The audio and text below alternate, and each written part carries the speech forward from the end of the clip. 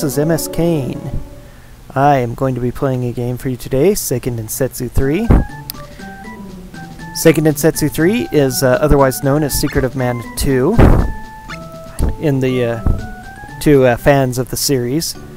Seiken Densetsu 1 was released in the US as Final Fantasy Adventure for the Game Boy, and Seiken Densetsu 2 is Secret of Mana, which was released for the Super Nintendo, but Seiken Densetsu 3 did not make it to the United States because it happened at the end of the SNES block, and there was not enough it was so high-tech compared to other Super Nintendo games that required a completely new cartridge. And at the time, as they were transitioning to N64 already, they didn't think it cost-effective to produce a whole bunch of copies for what essentially was going to be one game. I mean, Secret of Mana was a great game, but it wasn't super popular enough to warrant that kind of investment, so we never got our hands on it here in the US. What I've got, not in English. You have to buy an actual Japanese copy or try and get a repro cart with an English patch on it. I, of course, am playing the English translated ROM here, so that I can actually play the game, and also so I can record it and for you guys. Anyway, this game, I'm very excited because Seiken Densetsu 3 is going to be speedrun at RPG Limit Break in May, which, as I mentioned before, I'm going to. So I'm going to be able to go see that. I hope to see it in person, although it's 2 o'clock in the morning, so that might be a bit of a tall order, especially since I'm actually not staying at the hotel, but off-site with my sister, bumming off of her to save some travel expenses. But anyway, it'll be a lot of fun to see, even if I have to watch it rebroadcast later. I'm really excited about it. So I decided to play it a little bit and show it off for people who might not be familiar with it. Especially if you are familiar with others of the Mana series and you like them, this is a really great game. It's a lot of fun. It's different in a number of ways. Most particularly, although we have a party of 3, there are actually 6 characters in this game. And you choose 3 of them. These 3 that I've chosen for this party are my 3 favorites. Not exactly the most balanced party, though it has some things that it can do, but it's fun. First of all, we have the dagger-wielding thief of Navarre, called Hawkeye, or Hawk for short, because of character limits on the English patch. He's the dagger-wielding thief of Navarre, named after myself, of course. He has 2 daggers, which you can sort of tell in the picture there, and he actually attacks twice. Unlike most characters that only attack once, which means that he has almost double the firepower, even though he does less damage per hit than, say, Reese there, who wields the spear. As you can see, chop, chop, 2 slashes. Oftentimes he'll knock an enemy away as well with his first slash, so you don't actually hit twice anyway, but you still do it often enough that it's very valuable having that double slash. Now, then my second character there is Angela, or as I called her, Vazia. She uses a staff and attack magic, the Princess of Altina. And finally I have Rolante's princess, the lance expert, who is Reese, or Lisa, or Lise, or Partha, as I have named her. She is an Amazoness. How that's different from a regular Amazon, since both are female, I do not know. Anyway, right now the only person with spells is Angela. This screen kind of shows abilities, and you see she has a little ball of light in the middle there, which is her spell. This game features class changing, a really neat feature, which I might go into later. I don't want to waste a lot of time on it now when I don't have it, but it lets you choose between a new class to upgrade to later on in the game, and that expands your ability list. Right now, at the beginning of the game, there are only 2 characters that can use spells. Angela here, who uses attack magic. She's your wizard, and you're your black mage, and then your white mage is the cleric Carly, little elf girl, or Charlotte, perhaps, and she uses healing magic, of course, and otherwise you don't get spells. You get spells just like in Secret of Mana by collecting elemental spirits, and we only have 1 so far, Wisp. So she has 1 attack spell, which you can see here. I have my item menu, and then I have my attack spell, Holy Ball, which I can't use because I have no enemies, so let's go find a place with enemies, and I'll show this off really quick. If I can actually use weapons properly. Oh, I killed her thing before. There we go. One of the neat things about magic in this game is that if you target all, you get full screen effects like that one. That add a little bit of flair. But it also adds to lag. This is a very laggy game because it's so high-tech. Ooh, Warbucks. Chests in this game have traps on them, and the number of traps is decreased by your luck stat. It's the main and only reason for that game, really. For that stat. But you have this roulette you have to go through, as you saw. There we go. And you have a chance of getting a horrible trap or possibly an ogre box popping up. And they're nasty enemies that are your level, so oftentimes they'll be very strong. But they're weak to magic, so having Angela is really handy. I've had parties before that didn't have magic, because, as I say, there are 6 characters and you choose 3. Now, the interesting thing about choosing characters is that it actually changes the course of the game. Finally killed it. Because you start with one character, and it goes through their prologue and storyline, and you learn about them, and then he picks up 2 more characters along the way, getting very brief synopses of why they are where they are. And then also, the ending is determined by who you have. There are 3 different final bosses and final boss areas and groups of minions, and they're split into groups. Reese and Hawkeye have won the hardest, the Archdemon arc. Angela, along with the Swordsman Duran, is part of the Dragon Emperor arc, and the 2 characters I don't have, Kevin and Carly, are part of the Dark Lich arc. Now, most of the game is still the same regardless of who you've got, but those different endings are pretty interesting. And different ending areas does add a lot, even more replayability and variety to this game. Now, storyline so far, I'm just going to play a little bit of this, probably through the next section. And, to unveil the story. Just to show off the game a little bit, show what it's about without spending too much time, since time is precious for all of us. But just as a preview to this, we're going through here. The story so far is that all these characters have problems that could take a long time to get into, but in order to solve them, they've all come to the same place, the Priest of Light in Wendell. And the Priest of Light, and the city of Wendell is under attack by the Beastmen, which caused a lot of problems. They made it difficult to get into the city, and to get in we had to enlist the help of this fairy that we found. And this fairy came from the Mana Holy Land, and the Mana Tree, where it is. And Mana is dying, and the Mana Tree is dying, and so they need someone to, it's a human from the real world, to go into the Mana Holy Land and pull the Sword of Mana from the tree and awaken the goddess. And we have our own problems, and we didn't want to do this, but we were convinced that the Sword of Mana is some sort of all-powerful wish-granting device. And so if we did this for the fairy promised that we'd be able to use the Sword of Mana to solve our problems, so these 3 characters have banded together to do this. So in order to get into the Mana Holy Land, we have to unlock the power of the Mana Stones, and to do that we need the power of the 8 elemental spirits. If you played Secret of Mana, they're the same ones pretty much that you encountered there. And so we're on a journey looking for the Mana Stones, and we got one, the Mana Stone of Light and the Elemental of Light Wisp, from a cave above Wendell. But now we're looking for more, and we're not quite sure where they're all at. So we're heading to the country of Forsina, where the wise King Richard, not the same one from Robin Hood, and definitely not Patrick Stewart, he apparently knows a lot more about the Mana Stones. We're trying to reach him, and this right here is the bridge that goes to Forsina, or at least it used to be.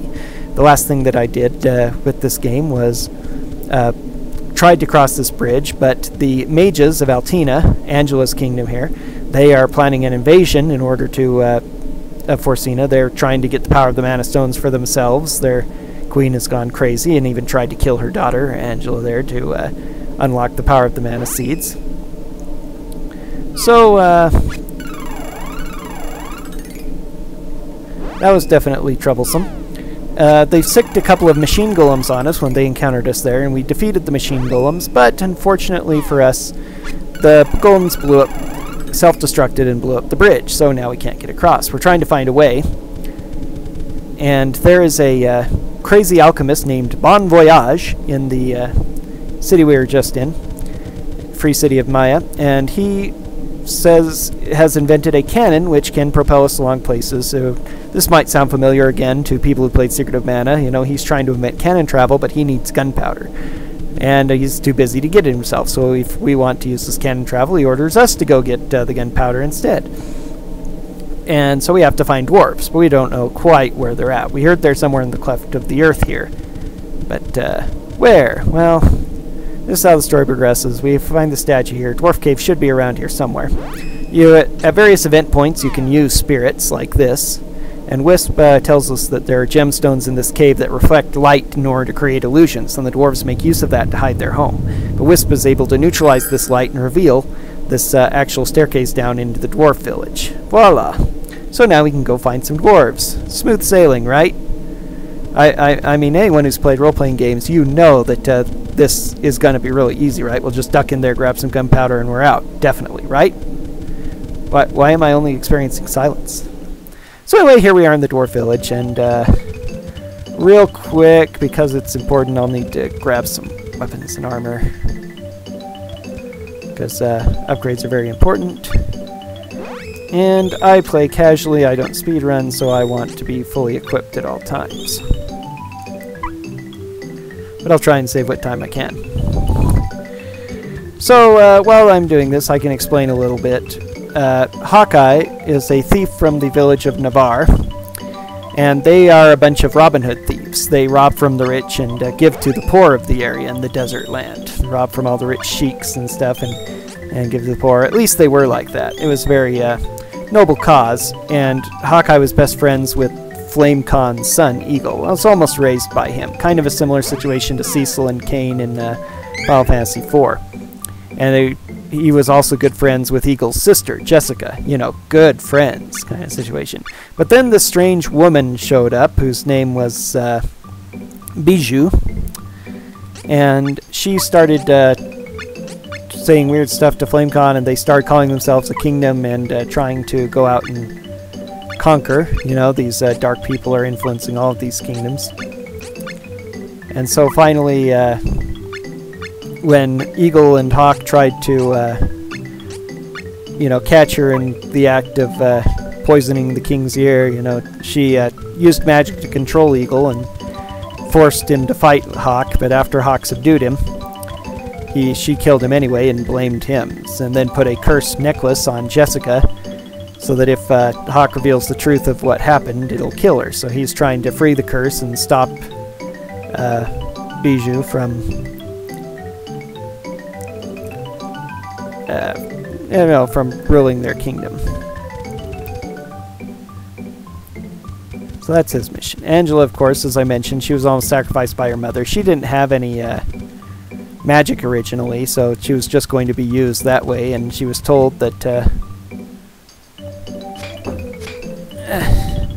she was sent that direction because she has nowhere else to go after she miraculously escaped from the castle before being sacrificed, and she's not even sure how. Oh, goody, these are fun. Poison. Luckily, stats effects like poison go away after a battle ends, which basically means clearing all the monsters off the map so it doesn't last long.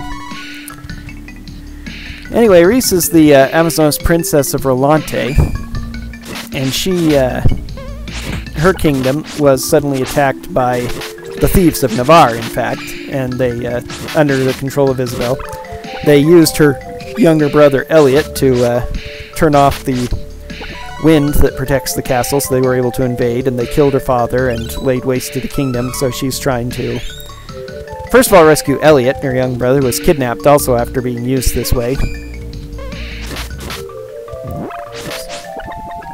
So we're on our, and so she's seeking that. It's really, you get a little bit of interesting dialogue between Hawk and Reese if you have them first and second characters. They're one of the most interesting pairs, in my opinion, actually reacting together. For the most part, you know, there's not a huge amount of in-depth reaction between the characters, but that's one of the better ones. Yeah, so we've all met up, and we're looking for the Mana Sword so we can do these things. So we finally found Watts after fighting right through these caves. Selling some gunpowder for 5,000 loot. Yeah. Give stuff away. Oh, he's looking for Gnome, the guardian spirit. That's, if we're paying attention, that actually is good news, too, because this is two birds, one stone situation. Where a spirit, elemental spirit to like Gnome is, the mana stone can't be far behind. You know, plus we need the spirits anyway, they're one of the big things. One of the other things you might have noticed if you played Secret of Mana, but not this game, is that we don't have a charge bar, which if you played Secret of Evermore as well, which is kind of the game we got instead of Seiken Densetsu 3, you know, you're used to holding down your attack button and then releasing it to charge up abilities. This doesn't work that way. Instead, you just do regular attacks, and you don't have to worry about spamming attacks doing weak damage like they do in, say, you know, in Secret of Mana. You'd want to attack as much as possible. And the more you attack, as you noticed, I've got these colored bars that fill up. Colored bars are your super specials, and once you get a full green bar, a 4, you notice I turn white and do a more spectacular attack. That's kind of like a charge attack, but you get that instead of holding down the button, but by landing a lot of hits. One of the other reasons why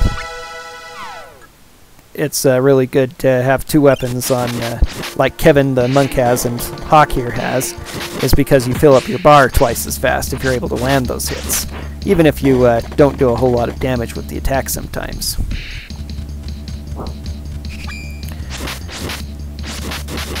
So later on, as you do your class up, you'll gain a second bar that turns yellow, and they start doing some really awesome single-target or multi-target abilities, rather than just slightly special attacks. You also notice that I leveled up, and there's a little roulette wheel of stats. You can choose your stats as you level up, which is pretty neat. There's a limit. They put a limit to how much you can raise any one stat, depending on who the character is, based on their level and their class change they're in. Basically based on character class and the stats you've already got. But it is a pretty neat feature, and these two things are what allow this game, unlike a lot of the earlier Super Nintendo games, doesn't have a lot of glitches you can break if you watch a lot of speedruns and you see those kinds of things.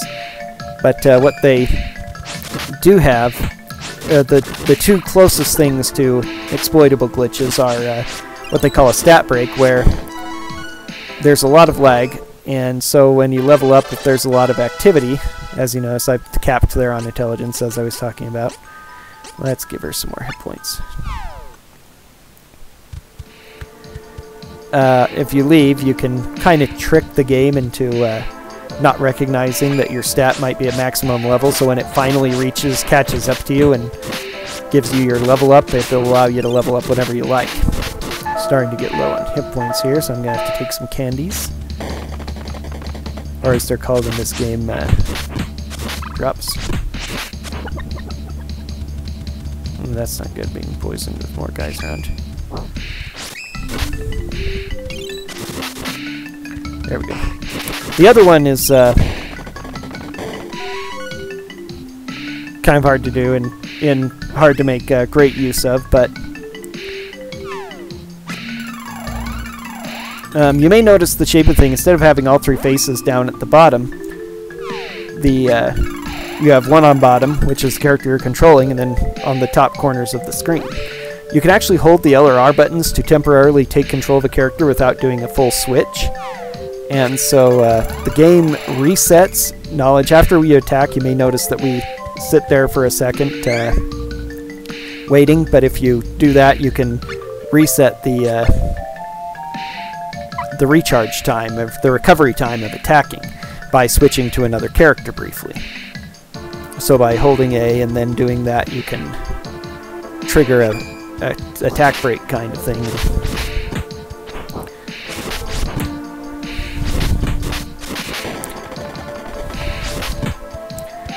So I kind of did a little bit there. It's a bit tricky to do, and mostly useful in against enemies that need to get hit a lot of times, but you can spam a lot of attacks that way. So far, I haven't finished. I finally found a speedrun done by the RPG Limit Break community, as recorded, and I'm checking it out a little bit. I haven't seen if they have any more significant things here to use. But But those are all we've got so far. So I've run out of other things to talk about, so I think I can mention the class change. When you reach the Mana Stones, you can use them to class change. You can do that in the game a couple of times. Once at level 18 and once at level 38, so it'll be a while before I can do it. But the class change allows you to upgrade. Each character starts with 2 class change possibilities, a light side and a dark side. And those affect what abilities they get. People like Angela are affected the least. It basically just changes what spells she gets and who the spells can target. But for like Reese and Hawkeye, it can make a significant difference in which abilities they actually get. And here we are at the boss.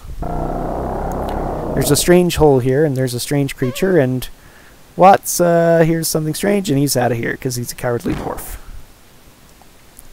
Now let's see if I can make this boss fight go easier with this little attacking trick. It's my first time trying it.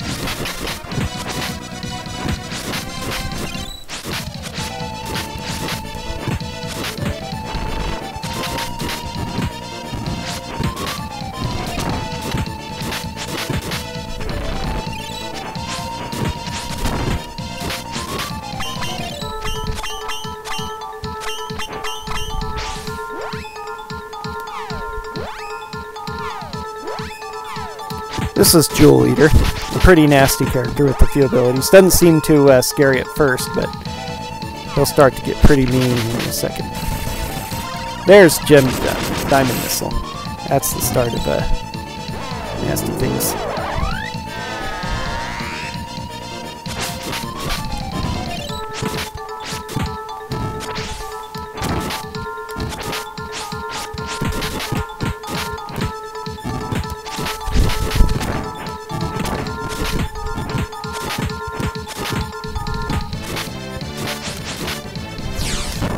Power Punch. This is the bad ability. Does a lot of damage. Though we're mostly okay. Let's quickly use some gumdrops to heal us all up. Round drops, they're actually called in this instead of candy. You may have noticed that I have a whole lot more, and I opened a screen before which is item storage. You have a much bigger pool of items in this game than you did in the first one, that's for certain. In it, you can hold up to 9 of every item, you can have up to 8 items in your wheel, and then everything else gets stored in storage. And anytime you're not in combat, you can open that up and change out. Not doing a lot of damage with that.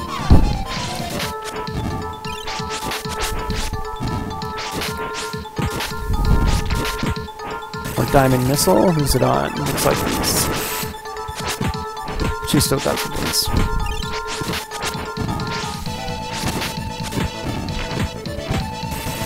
More Diamond Missile. Hawkeye. He's okay for now. Oh, now this is bad. Since I don't have any healers, you have to rely a lot on items with this group. Eventually I'll be heading into the black market to purchase items. The black market is the solution to your party, basically. You know, in Secret of Mana, you had a perfectly balanced party. You had a strong fighter, you had a offensive spellcaster, and you had a defensive spellcaster. And that's why items were, you know, rather small. You had everything you needed, really. They were just supplements. But in this game, because you can do so many things that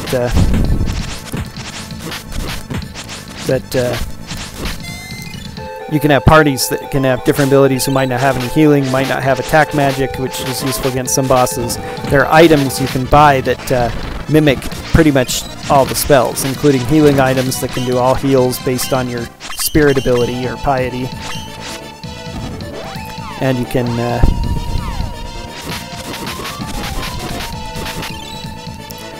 can do attack buffs and elemental weapon abilities and attack spells, all the rest. Ooh, this is a full of party Diamond Missile. This is bad. You should be close to dead. There we go, that's it. Jewel Eater down.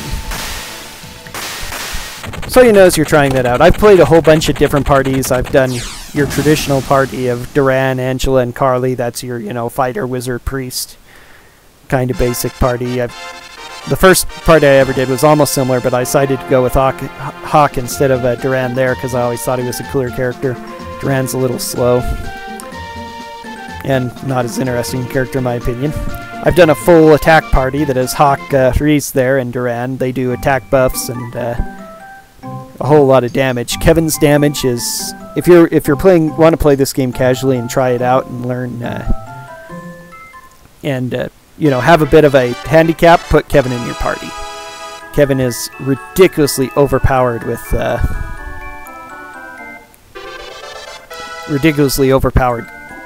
attacker. He's also has a neat ability where he turns into a full werewolf at night and gets much stronger. So not only does he do 2 attacks with more attack power than just about anybody but Duran, but he then can, at night, like right now, as you can see there's day-night cycles. If you keep it night all the time for him, he'll do even more damage. It's really crazy. Now, I just finished this, and one of the interesting things that you might have noted about, I always like to clear enemies. You always get a victory message when you clear every enemy on a screen like that. And then chests will only drop, possibly, not every time, but possibly if you destroy a monster, the last monster on a map. But anyway, back in there you may have noticed that I was, if you're able to read fast, that Watts was trying to sell me gunpowder for 5,000 Luke, an outrageous price. Yes, I have farmed up the necessary 5,000 gold to purchase it, in which case it's actually worse to do this in the game because he will actually give it to you for 5,000 Luke, and then he runs off again, and you still have to chase him down and find Gnome. You can't really advance the story without it or anything. And you're out 5,000 gold because he doesn't give you a refund. As gratitude for defeating Jewel Eater and saving Gnome, he gave us a you know, free gunpowder, which was really great. But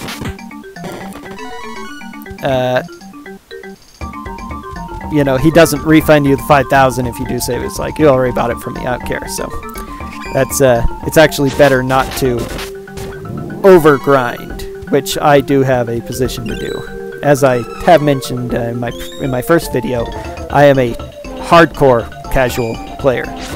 Speedrunning is difficult for me because I'm all about fighting a whole lot and killing everything. So right now I'm more finding, in my old age I mellowed a bit, and so I'm finding more of a balance between the two, but I'm getting kind of interested in the speedrunning aspect, so I'll be practicing speedrunning some of these old Super Nintendo games.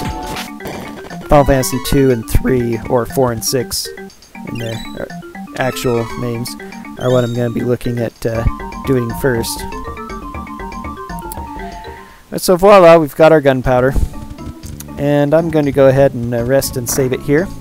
I hope you enjoyed this video, and look forward to more in the future.